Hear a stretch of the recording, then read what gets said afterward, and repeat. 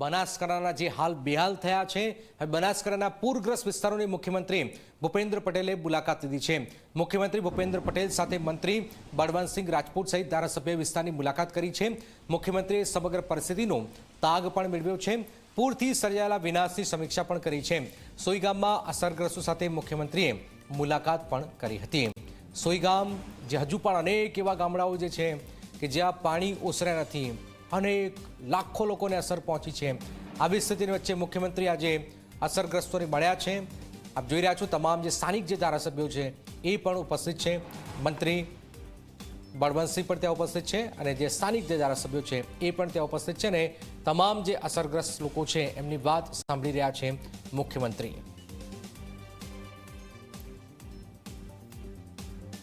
मुख्यमंत्री भूपेन्द्र पटेल है सोईगाम सीएचसी खाते पहुंचा है। आप જોઈ રહ્યા છો કે જે રીતે મુખ્યમંત્રી સાથે મંત્રી બળવંતસિંહ રાજપૂત પણ તેમની સાથે જોડાયા છે। જે રીતે અસરગ્રસ્ત લોકો હતા તેમની સાથે તેમને વાત કરી હતી, તેના ખબર અંતર પૂછ્યા હતા અને ત્યારબાદ હવે મુખ્યમંત્રી છે તે અન્ય તરફ જઈ રહ્યા છે। જે રીતે વાત કરવામાં આવે કે અહીંયા જે કેટલાક લોકો છે તે બેઠા છે તેમને અહીંયા લાવવામાં આવ્યા હતા અને તેમને અહીંયા આશરો આપવામાં આવ્યો તો મુખ્યમંત્રી છે તે લોકોને મળી રહ્યા છે, તેમના ખબર અંતર પૂછી રહ્યા છે। કારણ કે જે રીતે અહીંયા ભારે વરસાદ આવ્યો અને વરસાદની અંદર અનેક લોકો હતા, તે લોકો ફસાયા હતા, તેમના સુધી તંત્ર પહોંચ્યું હતું ને ત્યારબાદ તેમને સુરક્ષિત રીતે અહીંથી બહાર લવાયા હતા। જોકે અહીંયા તેમને આશરો આપવામાં આવ્યો હતો અને મુખ્યમંત્રી છે તે અહીંયા પહોંચ્યા છે। તમામ લોકો સાથે તેઓ વાત કરી રહ્યા છે, તેમના ખબર અંતર પૂછી રહ્યા છે। જે રીતે વાત કરવામાં આવે તો સંવેદનશીલ સરકારની અંદર જે રીતે મુખ્યમંત્રી છે અને આ મુખ્યમંત્રી છે તે સામાન્ય લોકોને પણ મળી રહ્યા છે, તેમના ખબર અંતર પણ પૂછી રહ્યા છે। મહત્વની વાત એ છે કે જે રીતે હોનારત સર્જાઈને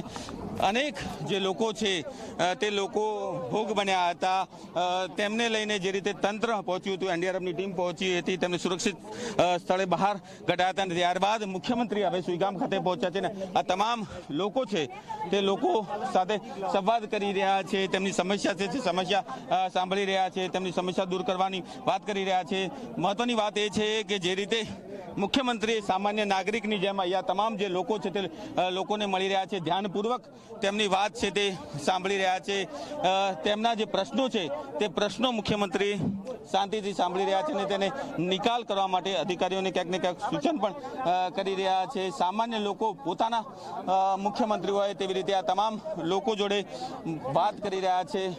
મુખ્યમંત્રી તમામ જે પરિસ્થિતિ હતો તેનો અધિકારીઓ જોડે તાગ મેળવ્યો છે, કેવી રીતે અહીંયા જે ભારે પૂરની સ્થિતિ સર્જાઈ અને તમામ લોકો ફસાયા હતા, ત્યારબાદ તેમને અહીંયા સુઈગામ આરોગ્ય કેન્દ્ર ખાતે લવાયા હતા અને આ તમામ જે લોકો છે તે લોકોને અહીંયા રખાયા હતા, તેમને તમામ પ્રકારની સુવિધાઓ છે તે સુવિધાઓ પણ અપાઈ હતી। હવે મુખ્યમંત્રી છે તે અહીંથી જે લોકો છે તે લોકોને અભિવાદન કરી રહ્યા છે।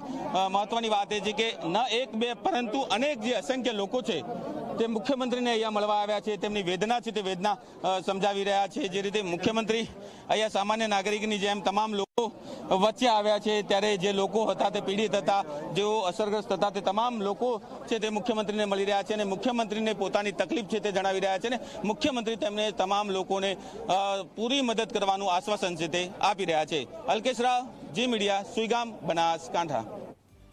તો મુખ્યમંત્રી ભૂપેન્દ્ર પટેલ આપ જોઈ રહ્યા છો સોઈગામ પહોંચ્યા, અસરગ્રસ્તો સાથે ખબર અંતર પૂછ્યા છે અને બનાસકાંઠાની જે વર્તમાન સ્થિતિ જે છે એનો તાગ મેળવ્યો છે। ખૂબ જ ભયાનક સ્થિતિ છે, હજી પણ અનેક એવા ગામડાઓ જે છે કે ત્યાં પાણી છે, હજુ ત્યાં જઈ શકાય એવી સ્થિતિ નથી। આવી સ્થિતિની વચ્ચે મુખ્યમંત્રીએ જે અસરગ્રસ્ત વિસ્તારો છે ત્યાંનું નિરીક્ષણ પણ કર્યું છે।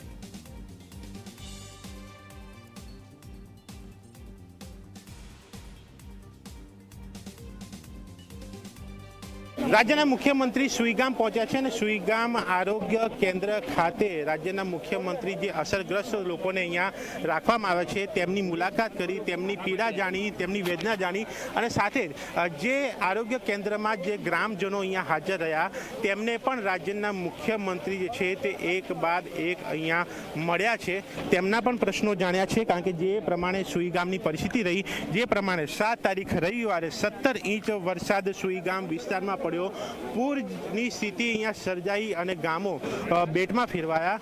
એ પરિસ્થિતિ વચ્ચે ગામો સંપર્ક વિહોણા બન્યા હતા. ખેતીને નુકસાન, પશુઓના મોત, પશુપાલનને અસર, મકાનોમાં પાણી ભરાયા, વેપાર ધંધા ભાંગી પડ્યા, દૂધ જે ઉત્પાદન જે છે તેને અસર, પાક ધાન જે થવાના છે તેને અસર, રસ્તાઓ તૂટ્યા. આ તમામ સમસ્યાઓ સર્જાઈ અને જ્યારે ગામ સંપર્કમાં આવ્યા ત્યારે જે કામગીરી સરકાર તરફથી હાથ ધરવામાં આવી, અધિકારીઓ કામે લગાવવામાં આવ્યા, તે બાદ હવે જ્યારે અહીંયા પાણી ઓસર્યા ત્યારે આજે રાજ્યના મુખ્યમંત્રી અહીંયા સુઈગામ ખાતે પહોંચ્યા છે, જ્યાં હેલિપેડથી તેઓ સીધા આરોગ્ય કેન્દ્ર ઉપર આવ્યા, ત્યાં અસરગ્રસ્તો સાથે મુલાકાત કરી અને સાથે જ ગ્રામજનોને પણ ત્યાં મળ્યા. આ જે મુલાકાત રહી તેની અંદર રાજ્યના મુખ્યમંત્રીને કેટલાક ગ્રામજનોએ આવેદનપત્ર આપીને ખેતી નુકસાન, પાક નુકસાન, પશુ નુકસાન, રસ્તા નુકસાન, પાણીનો નિકાલ લાવો, આ અલગ અલગ બાબતોની આવેદનપત્ર આપીને રજૂઆત કરવામાં આવી, જેથી કરીને ફરીથી આ પ્રકારની સમસ્યા ન સર્જાય. આ પ્રકારનો પૂર આવે તો તેને પહોંચી વળી શકાય અને આ પ્રકારનો પૂર આવે તો ત્યારે પાણીનો નિકાલ કઈ રીતે લાવો, આ તમામ બાબતોને ધ્યાને રાખીને આ રજૂઆતો જે છે તે અહીંયા આરોગ્ય કેન્દ્ર ખાતે કરવામાં આવી રહી છે. અને રાજ્યના મુખ્યમંત્રી પણ જ્યારે મૃદુ, મક્કમ, સંવેદનશીલ હોય ત્યારે દરેક લોકોની સંવેદના તેઓ જાણી રહ્યા છે. લોકોને હાથ જે છે જ્યારે તેમનું સ્વાગત લોકો કરી રહ્યા છે, તેમનો હાથ પકડીને તેમનું દુઃખ જે છે તે સમજી રહ્યા છે, તેમની વેદના સમજી રહ્યા છે અને એ બતાવે છે કે રાજ્યના મુખ્યમંત્રી કેટલા સ્વભાવે એ લોકો સાથે જોડાયેલા છે અને તેમનો જે કામ કરવાની પદ્ધતિ કેવી છે, તેમની જે બીજાની રજૂઆત સાંભળવાની શું પદ્ધતિ છે, આ તમામ તેમનો સ્વભાવ અહીંયા જોવા મળી રહ્યો છે. અને મૃદુ, મક્કમ, સંવેદનશીલ આ જે સૂત્ર જે છે તે રાજ્યના મુખ્યમંત્રી આ મુલાકાત દરમિયાન પૂરો પાડી રહ્યા છે. અને સીધી રીતે લોકોની સમસ્યા દૂર કરવાની વાત જ્યારે આવે ત્યારે તેમની વચ્ચે રહીને આ પ્રયાસ તેઓ કરતા જોવા મળ્યા છે. પણ હવે જોવાનું એ રહે છે કે જે પ્રમાણે આ વિસ્તારમાં પૂર આવ્યો અને જે રીતે વિસ્તારો બેટમાં ફેરવાયા અને આ જે વિસ્તારમાં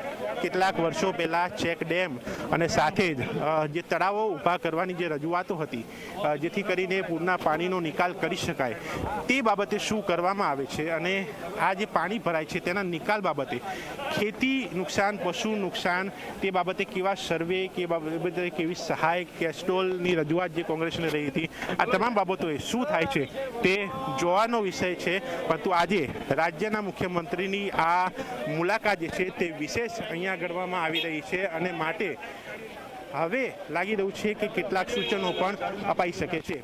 કેમેરામેન તુષાર શાહ સાથે દર્શક રાવલ, ઝી મીડિયા, સુઈગામ.